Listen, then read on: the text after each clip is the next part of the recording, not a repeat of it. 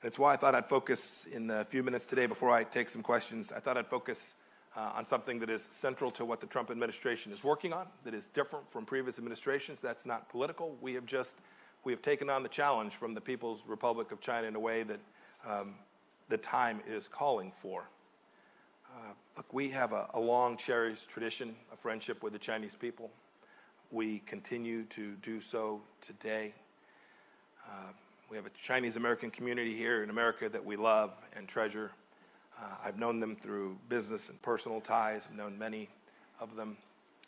But I must say that the communist government in China today is not the same as the people of China.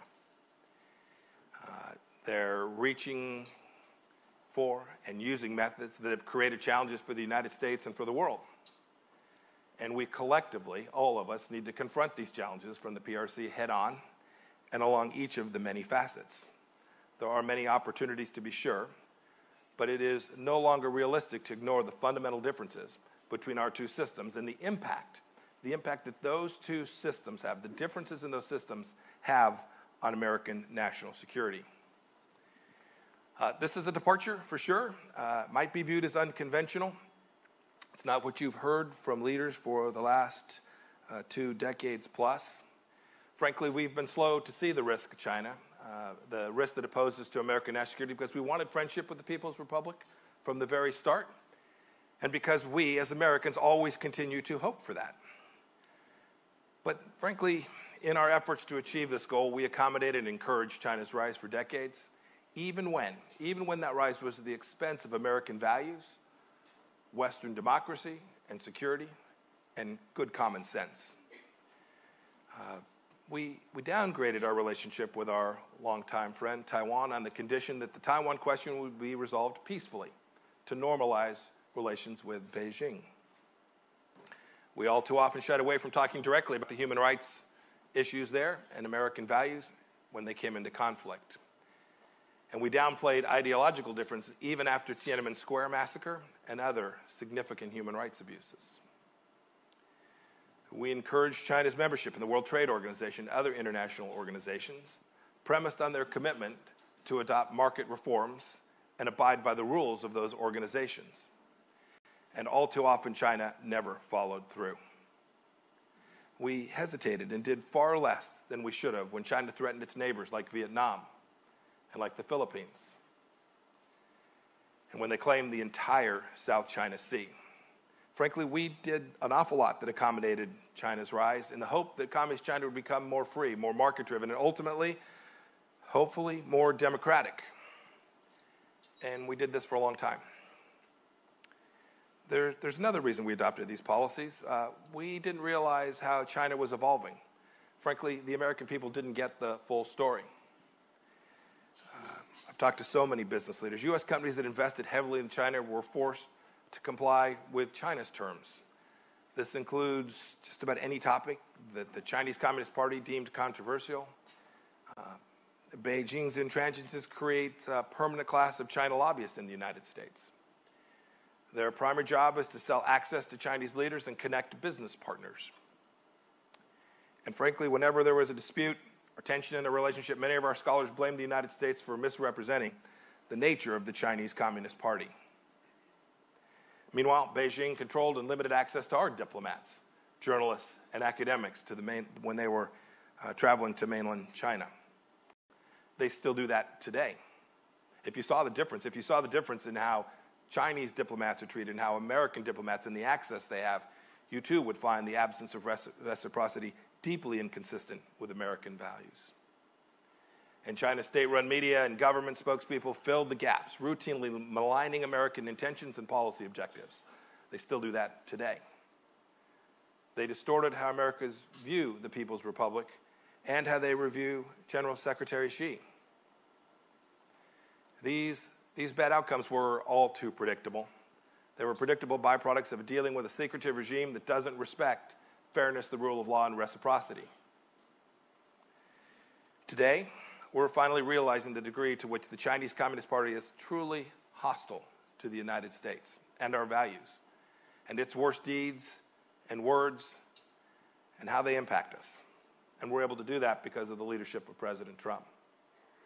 The president sounded this issue, this alarm, since his very first day. I remember one speech he gave back in Pennsylvania when he called China's WTO membership the greatest job theft in history. A lot of people laughed. I don't think so many of them are laughing now that they can see the reality. It's the case that now we know China weakens America's manufacturing base by conducting massive intellectual property theft. I had a group of Fortune 500 CEOs in my office last week. The stories are staggering. Now we know, too, that China threatens American freedoms by demanding our companies self-censor to maintain access to that Chinese market. We've all seen the stories recently of the NBA.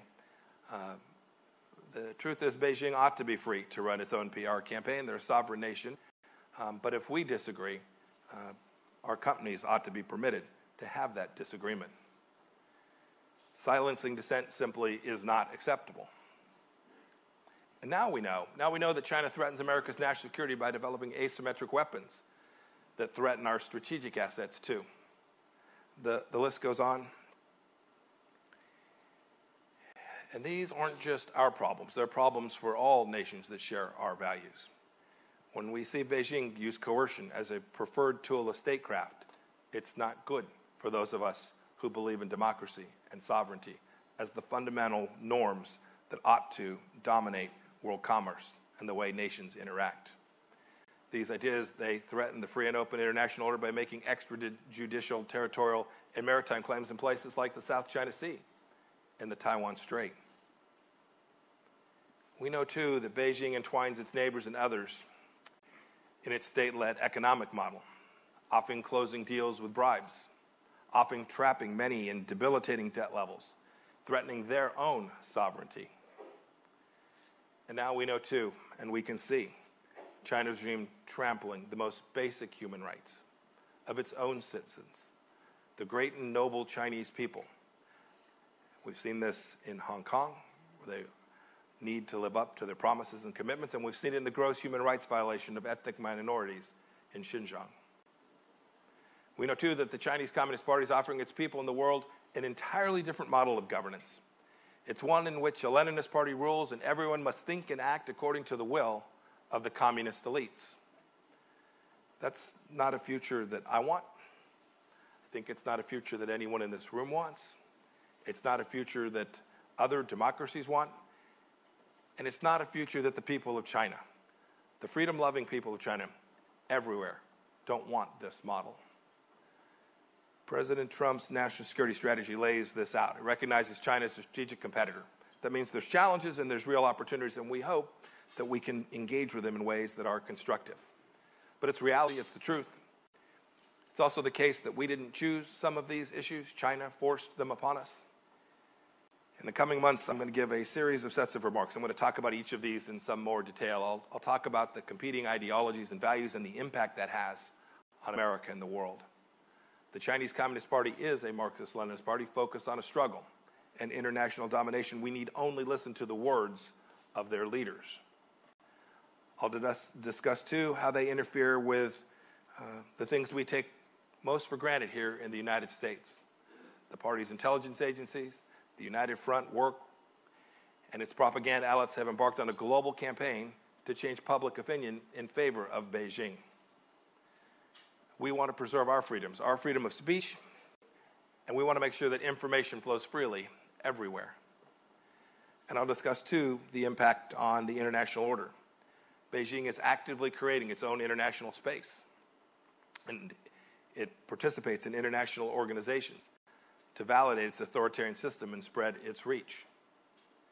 We, in the United States, and I think the good people who are part of the Hudson Institute, want to preserve the existing free and open international order that the United States has helped create and continues to lead. And I'll talk, too, about the economy. China has engaged in unfair predatory economic practices, and it's utilizing state assets to build its economic footprint all around the world.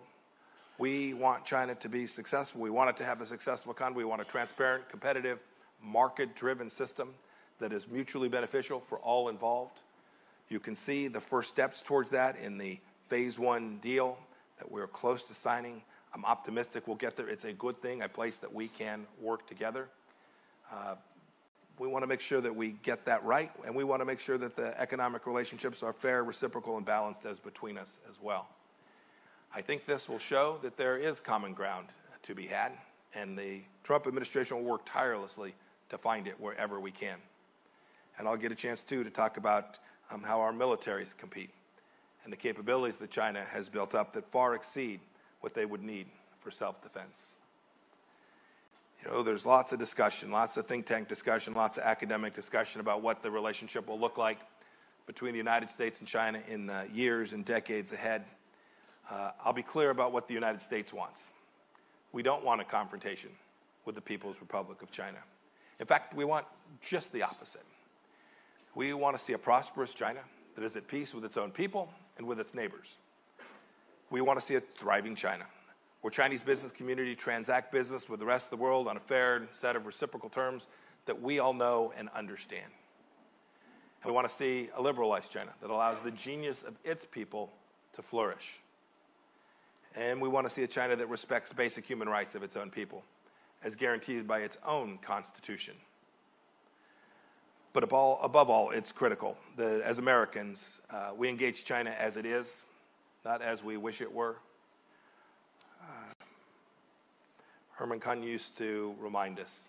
He would urge us to think unconventionally, to create persuasive arguments for policy, and make those arguments consistently to the American people. We have to think anew and unconventionally about the People's Republic of China. I hope you will all join me in that.